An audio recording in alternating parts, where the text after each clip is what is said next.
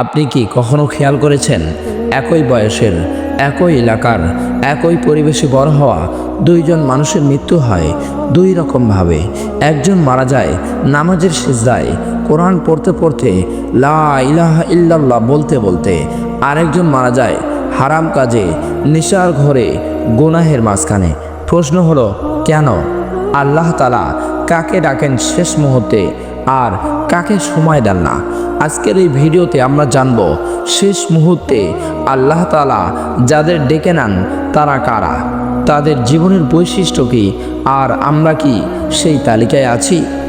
এই ভিডিওটা শোনার সময় হালকাভাবে নেবেন না, কারণ একদিন এই শেষ মুহূর্তটাই আমাদের সবার সামনে আসবে।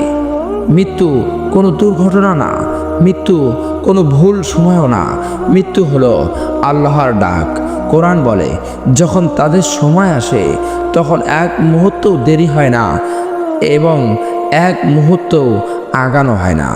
আল্লাহ তাআলা যখন ডাকেন তখন পৃথিবীর সব দরজা বন্ধ হয়ে যায়। কিন্তু প্রশ্ন হলো আল্লাহ তাআলা কাদের ডাকেন ভালো অবস্থায় আর কাদের ডাকেন এমন অবস্থায় যা দেখে মানুষ আফসোস করে? নম্বর 1, যারা গোপনে আল্লাহকে ভয় করে।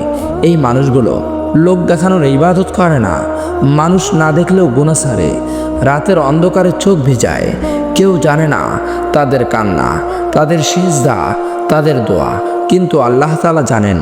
রাসূল সাল্লাল্লাহু আলাইহি ওয়াসাল্লাম বলেছেন, যেই ব্যক্তি নির্জনে আল্লাহকে স্মরণ করে আর তার চোখ থেকে অশ্রু ঝরে সে আল্লাহর ছায়ায় থাকবে। সুবহানাল্লাহ। এমন মানুষদের আল্লাহ তাআলা শেষ মুহূর্তে অপমান করেন না, তাদের মৃত্যু আসে শান্তভাবে, সম্মানের সাথে। নম্বর 2, যারা তাওবা নিয়ে খেলাধুলা করে না। এই মানুষগুলো বলে না পরে তাওবা করব, এখনও সময় আছে, বরং গুনাহ হলেই তাওবা। চোখে পানি, মনে ভয়, কারণ তারা জানে পরের নিঃশ্বাসের নিশ্চয়তা নেই। এদের জন্যই রাসূল সাল্লাল্লাহু আলাইহি ওয়াসাল্লাম বলেছেন, যে ব্যক্তি তাওবা অবস্থায় মারা যায় সে জান্নাতি। সুবহানাল্লাহ। আল্লাহ তাআলা এমন মানুষকে শেষ মুহূর্তে ডাকেন, কারণ তারা আল্লাহর কাছে খালি হাত নয়, ভাঙ্গা হৃদয় নিয়ে আসে। নম্বর 3, যাদের নামাজ জীবনের অংশ। এই মানুষদের কাছে নামাজ বোঝা নয়, নামাজ বিরক্তি নয়, নামাজই কষ্টের সান্ত্বনা, ভয় থেকে নিরাপত্তা, পাপ থেকে দেওয়াল। তারা নামাজ পড়ে কারণ নামাজ ছাড়া তারা বাঁচতে পারে না। এমন অনেক মানুষ আছেন যারা মারা গেছেন সিজদায়, কোরআন হাতে, আজানের শব্দ শুনতে শুনতে। কেন? কারণ যে অভ্যাস নিয়ে আপনি বাঁচেন সেই অবস্থাতেই আল্লাহ তাআলা আপনাকে ডাকেন। সুবহানাল্লাহ। নম্বর 4, যারা মানুষের হককে ভয় পায়। এই মানুষগুলো কাউকে ঠকাতে পারে না, জুলুম করে ঘুমাতে পারে না, কারো চোখের পানি নিয়ে হাসতে পারে না। তারা জানে নামাজ দিয়ে আল্লাহর হক মাফ হতে পারে, কিন্তু মানুষের হক দিয়ে নয়। এদের অন্তর পরিষ্কার, এদের দোয়া কবুল হয়, আর আল্লাহ তাআলা পরিষ্কার অন্তরের মানুষকে শেষ মুহূর্তে অপমান করেন না। নম্বর 5, যারা গুনাহের মাঝেও আল্লাহকে ছাড়ে না। এই মানুষগুলো ফেরেশতা না, তাদেরও গুনাহ আছে, কিন্তু তারা গুনাহকে ভালোবাসে না, তারা গুনাহ নিয়ে গর্ব করে না, তারা গুনাহ করে কাঁদে, এই কান্নাই তাদের বাঁচিয়ে দেয়। রাসূল সাল্লাল্লাহু আলাইহি ওয়াসাল্লাম বলেছেন, গুনাহের পর অনুতাপই তওবা। এমন মানুষদের আল্লাহ তাআলা শেষ মুহূর্তে ডেকে নেন, কারণ তারা আল্লাহর কাছে ফিরতে চেয়েছে।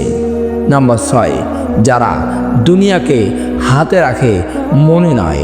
তারা টাকা কামায়, কিন্তু টাকা তাদের গোলাম নয়। তারা পরিবার ভালোবাসে, কিন্তু আল্লাহর উপরে না।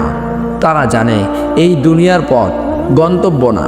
এই মানুষগুলোকে আল্লাহ তাআলা শেষ মুহূর্তে ডাকেন, কারণ তাদের মন আখিরাতের জন্য প্রস্তুত। এখন প্রশ্ন, আল্লাহ তাআলা কাদের শেষ মুহূর্তে ডাকেন না ভালো অবস্থায়?